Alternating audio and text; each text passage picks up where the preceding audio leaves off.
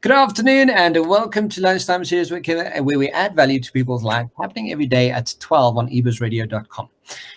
To preface today's conversation, I was looking at Forbes, at some of their information around recruitment, and evidence-based recruiting is increasingly becoming a source of competitive advantage in today's knowledge economy. Leading tech companies have gained an edge by making their talent acquisition process more rigorous, while most other companies rely on imprecise, impressionistic measurements and initiatives. They feel like they improve their recruitment results. And today, back on the show with us, we have someone who's going to speak to all of this to give us more information about it. Agile talent strategist, a leadership expert, and executive coach, Anja van Beek. Hello, Anja. How are you doing? Hi, Kev. I'm well. Thank you for being back. Fantastic. Thanks for joining us. Yeah. Anja, on this point today, recruitment. So is it a case that recruitment is just recruitment, and why do we need to have a conversation about it? Yeah, I think it's such an important topic to just consider and think about, Kev, because I think, Kevin, if you think about people recruiting or getting people to join their organization, sometimes it can cost them a lot more than just pausing for a moment and having a look like, are they simply here filling vacancies? Or are they really looking strategically long-term what's needed and considering the talent acquisition from start to finish in order not only to create a better employee experience, but also to make sure that whatever the strategy is focusing on, that we have the right skill set for that. Yeah, I mean, if we just millennials as an example, if you look at millennials, there's so much that we're actually learning about them. But, the workforce of the next couple of years, the next 5 to 10 years, millennials will be in positions of leadership. Yeah. Now, millennials are also, some of the stats that show that millennials also want to be in an environment where their considerations of like, does my company care about me? Is there a reason for me to be here? And some of the stats show that, millennials only stay in a position for about 2 to 3 years. Yeah. So there's a lot of consideration around recruiting now more than ever. Yeah, no, definitely. And I think it's not only about how long they stay at the organization, but in that time span, from day number one that they almost click on the link to apply for the position, what do they experience? Because they will be a loyal advocate of the brand long after they left the organization. I mean, I had a recent chat with someone that started a new position, and it was amazing. It was an informal conversation, just talking about, her experience when she was recruited. And I mean, unfortunately, in her example, it was not a very good experience for her. I mean, the time to get feedback, asking for feedback and no response. And I think that's unfortunately one of the big things. It's such a simple thing to get right, but so often we see that people apply for roles, they go for the first interview, perhaps even a final interview, and then it takes weeks, sometimes months to receive feedback. And it's such a simple thing to be able to change. And what's strange is, also from an international perspective, I've been in a position where I've actually looked at this as well. And from an international perspective, a lot of the times recruiters get back to you within the same 2 or 3 days that you've spoken to someone. Yeah. Where, I think in South Africa, we still struggle to just get that follow-up. Yeah. That simple kind of follow-up to kind of say, thank you for connecting with us, blah, blah, blah, and just having a bit of a conversation. Yeah. But on our first question that we have on the list of questions, so what type of people are companies looking for, Anja? Because I think, like we just mentioned, long gone are the days where, I send my CV in, you like my CV, we have an interview, and yay, we're all winning, right? Yeah. There's a lot more to it these days.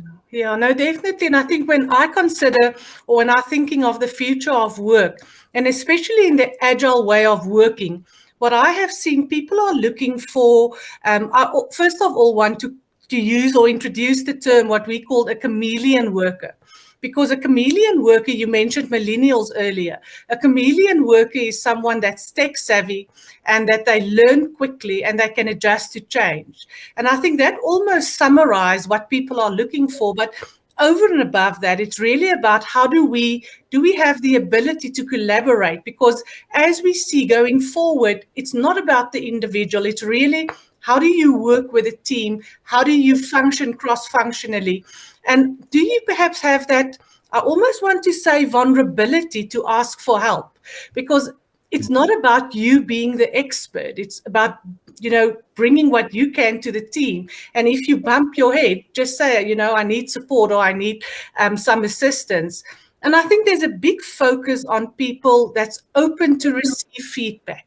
So people that's almost willing to, remember the previous time we've spoken about psychological safety, and it's almost that mindset, that growth mindset of let me experiment and let me try something new, simply because there's so many unknowns in the world of work at the moment. And I think that whole concept of being resilient, people that's adaptable, people that can I almost want to say self-lead, that's what we're looking for. So it's not only about the technical skill sets that you bring. It's also about how you fit into that team and willingly share your expertise with the rest of the group. Yeah, and I'm so glad that you touch on that because, from a leadership perspective, you and I both, as LMI licensees, we know the importance of self-leadership and the impact that can have on an environment, right? So if we are starting to look for people, that's definitely one of the key attributes that's probably going to differentiate your staff in the long run. Yeah, no, for sure, definitely.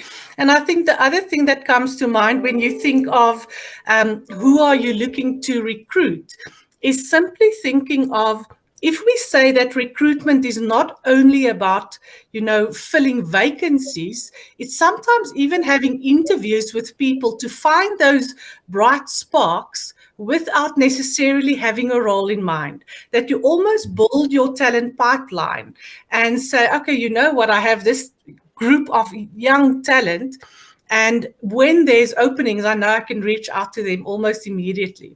So I think, again, as you said, that human aspects, getting to know them is so important.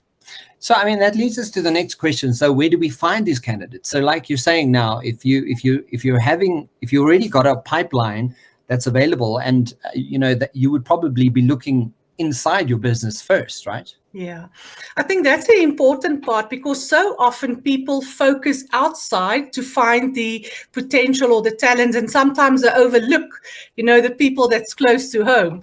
And I think that's almost a topic for another day. But yeah, I think that is so important to not only be aware who's the talent individuals that you can grow in your organization, but first of all, to give them the opportunity. I do believe it's a fine balance of recruiting internally and get some fresh blood from outside, because I do believe it's a balance. It's not only good to source internally. But if you think of where do you find them, a shift that we see is, a few years ago, people was very focused on job boards and, still putting out the advertising. We then moved over to LinkedIn, and I think there's a lot of recruitment happening on LinkedIn. But I think that's why the point of, it's not only HR's responsibility anymore. It's really the line manager and even the team members' networks that can make a difference. I sometimes think that the best candidates you find is not the ones that's looking for work. And I think that is why it's so important to be part of a community, be it whatever community it might be, in order to pull in some new talent. I think that's quite significant, that the point that you mentioned now, because sometimes you're working on a project with person A, B, and C, and you're all working together on this project, and they may not be looking for work, but definitely person C would be someone you could work with. Yeah. And you kind of go, that's a good it's a good reference to have. It's a good person to be paying attention to. And if you're working on the project, maybe it's a case of saying, guys, if you are working on projects and you do see potential opportunities of great candidates, just make an introduction or just have a little conversation with them. I think that's a very clever way to do it. Yeah, and I think perhaps that's something for organizations also to consider is if they have a referral program, an in-house referral program, because what we so often see, if it's somebody that was referred internally, they already know a little bit about the company because if it's friends or just an acquaintance, at least, the person outside of HR, whoever is the connection, would have told them a little bit about the values, the company, the success stories. And I think that's a better sell. So have a look at how do you incentivize people to introduce them to your business. I have to share this story. I really laughed because one of the delegates at a recent Agile HR program, she worked for a tech company, and they're coders. And as we're talking about the talent acquisition part, she said, Anja, you just don't find those tech-savvy people on LinkedIn. That's not where they hang out. So It's almost about looking or understanding where do they hang out. And if it's not yourself, then get someone to hang out there as well. Because sometimes it's a little bit out of the box, go where they play games or whatever. But think out of the box where you find your talent. Yeah, I'm just thinking that's probably one of the sort of key positions that a lot of companies need to be taking is, how do we differentiate ourselves? How do we differentiate ourselves from the impact that we deliver as a brand, but also even to the sales and how we get business. One of the shows the marketing show that we've recently been chatting about is what differentiates brands to a large degree is how impactful and how well they service their client and the customer base. So then you kind of go, okay, well, you've got to really start taking so much more into consideration when you're just recruiting people, because it's not just a case of saying, well, their CV matches the profile. Exactly. Because, you have to know who these people are, and how does your brand essentially then differentiate between, this service compared to someone delivering exactly the same service. And it comes back to the people who you work with, right? Yeah. And I think you've mentioned now employee brand, and that's so critical because we see that there should be a very close collaboration between marketing, focusing on the employer brand, and the HR team almost selling the employee value proposition. In my mind, it should be one thing. There's a brand. Whatever your company is, ABC brand or whatever. Yeah. Because that is critical, that it's not, sometimes you have this beautiful brand when you think of clients and why you want to attract the clients. But if you then take that and overlay it on how you recruit people, you can see there's a vast difference. And I think that's why, as you say, the employee branding need to have the employees into account, or take that part into account as well. Because so often when you think of working at a company and you think of the employee value proposition, it's not only about the salary that we offer, and it's not only about the provident fund or the medical aid. It's really about how do we service our community? What corporate social investment projects do we have? It's also about how can I develop myself? And it's not necessarily monetary value or, in a direct monetary value. And I think that's why those two need to be very, very aligned, and HR need to collaborate more with marketing. And that's also, why the word value, because brands often have, and like we've spoken about this before, I speak about it to so many corporate executives that, if you consider, tell me what your brand's values are. And yet just recently I was on a call with 3 executives from the same company. I said, okay, so tell me what your values are. And they said, okay, these are our values. I said, okay, cool. Tell me how it behaves for you individually. And all of them came up with a completely different scenario. And it's like, there's the disconnect, right? Because as much as we speak about value and what this brand's values stand for, it very often isn't clearly enough defined for someone to go, yeah, that's the value. Yeah. That's the value. Yeah. That's the value. Yeah. And I mean, even with the shows, and it's something I've permeated into everything I do now, is if it's not adding value, don't do it. Yeah. It needs to, if it, the aim is to, how do we add value to people's lives? Yeah. Adding value to people's lives, cool. Then we know we're meeting that core functionality. Yeah. But as you say, right, like if your recruitment process doesn't even align with that value proposition that you're really wanting to sell to who you're recruiting, there's a complete disconnect. And I think that's a significant point that people, I think, miss in a big way. Yeah.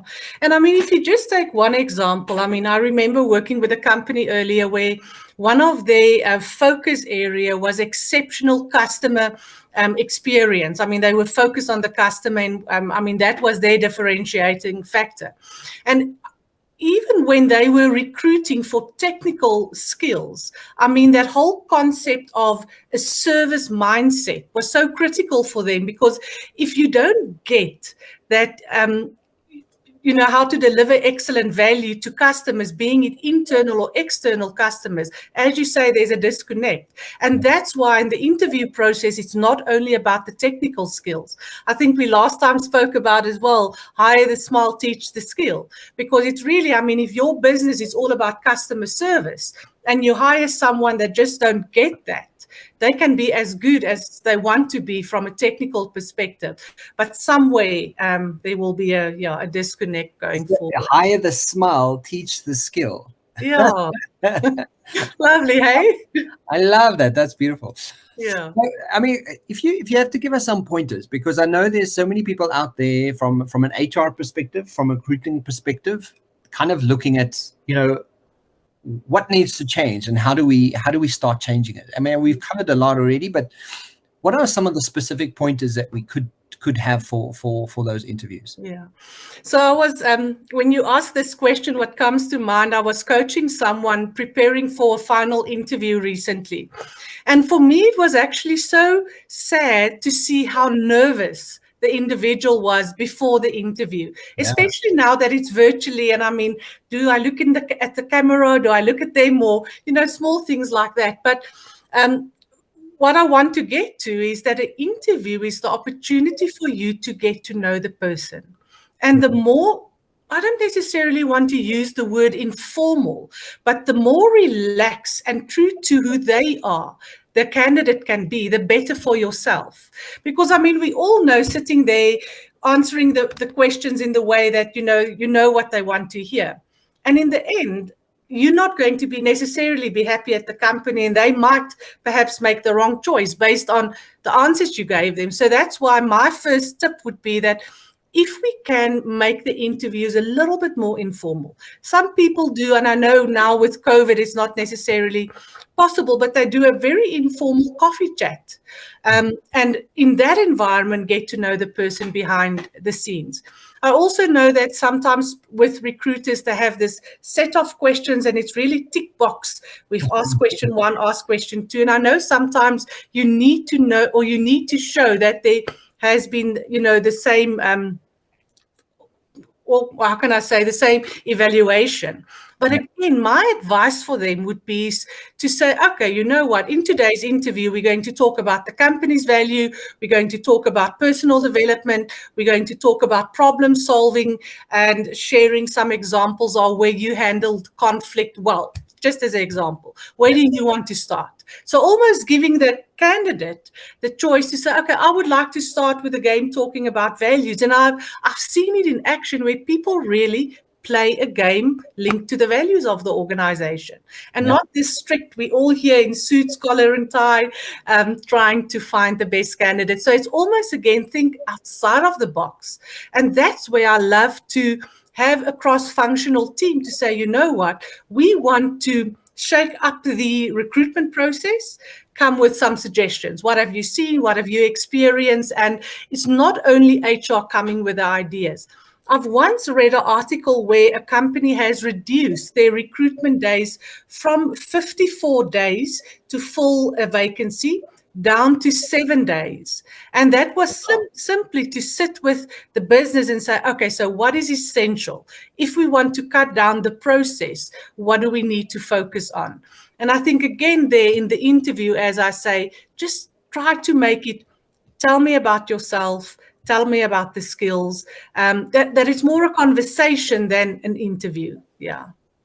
Also, what do you feel about as an interviewer that have I would call it just the decency to put the camera on, turn the camera on? Oh, yeah, no. So you know what? If we talk virtually, I mean, that for me is a no-brainer, Kevin.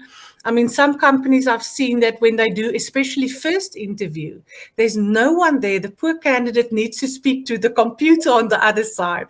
And that cannot be a nice experience, first of all. And secondly, how unnatural talking to someone there. I mean, there's a question on the screen and now I just need to talk.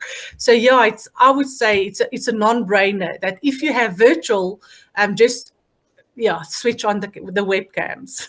Yeah, because even from an interviewee's perspective, I think, just go in there with your camera on.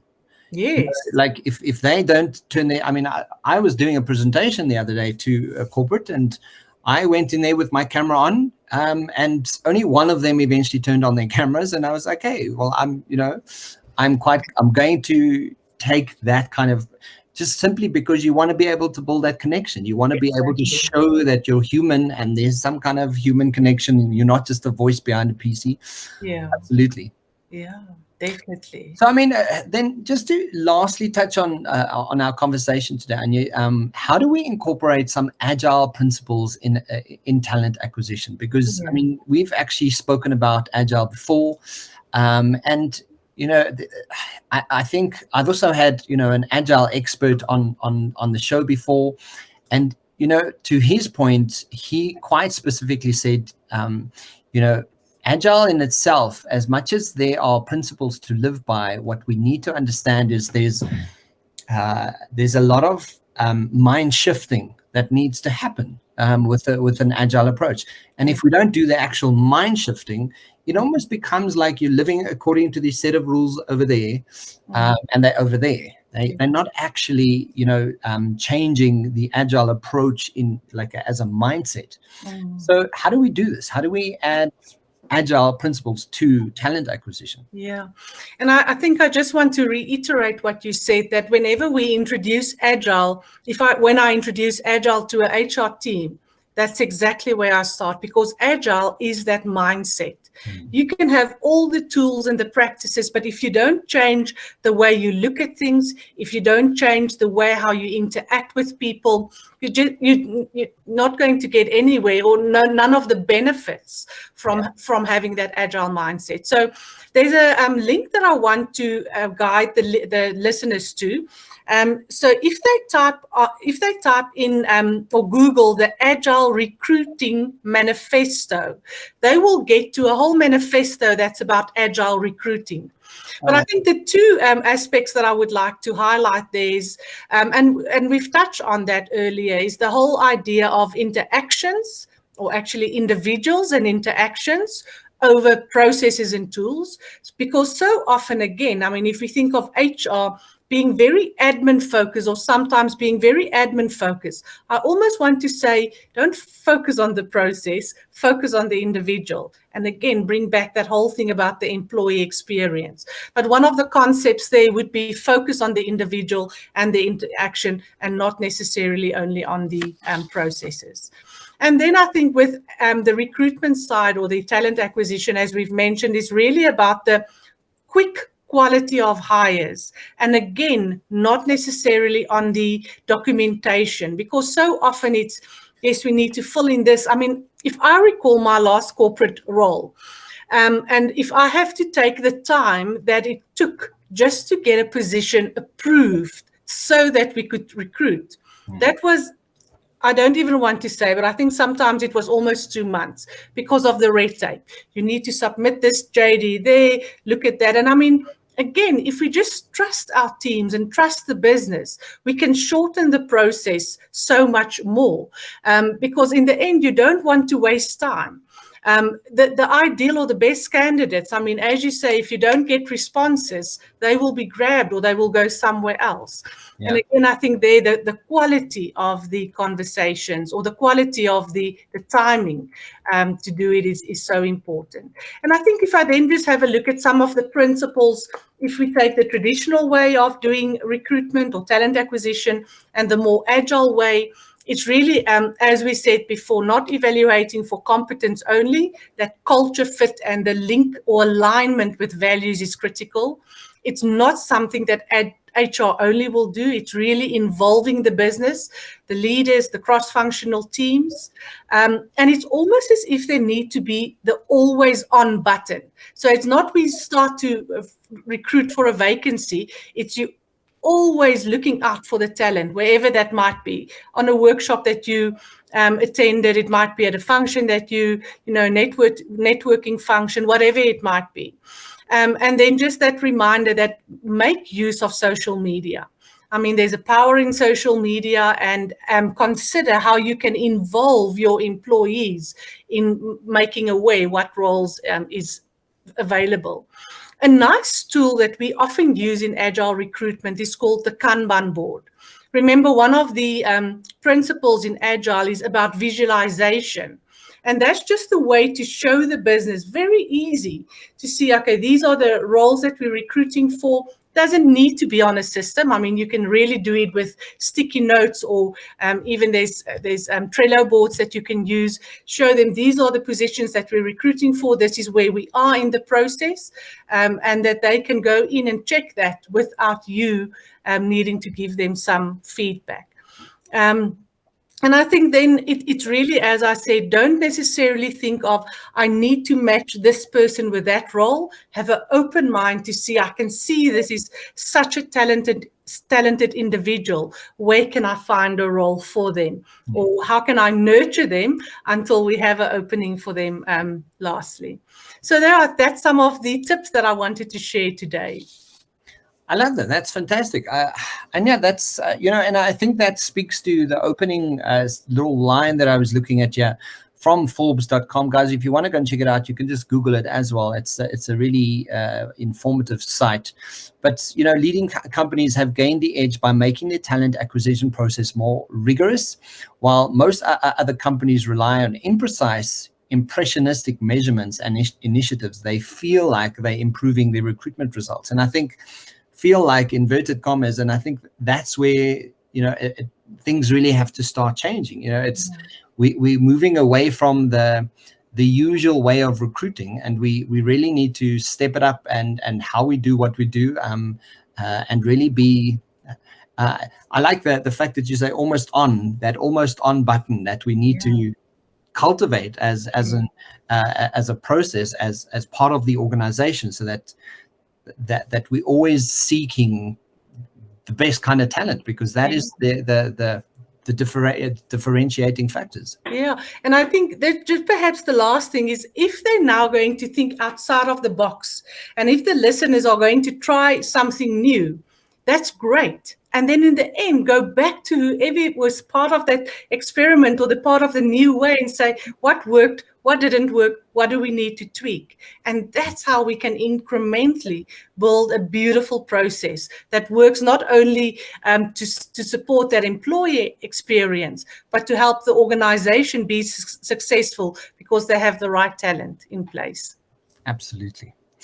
Thank you, Anja. That was really, really good. I love that. I love the fact that you share that. If anyone wants to get hold of you, what's the quickest way? I know that you have a website. Yeah, I think the quickest way might actually be the email, hello@anjavanbeek.co.za. Looking forward to all the questions, answering them. Thank you, Anja. Thank you for spending some time with us, and thank you for today's conversation. And we look forward to speaking to you soon. Great. Thank you, Kevin. Have a lovely day. You too. Cheers for now. Bye. Bye. Thanks, Anja.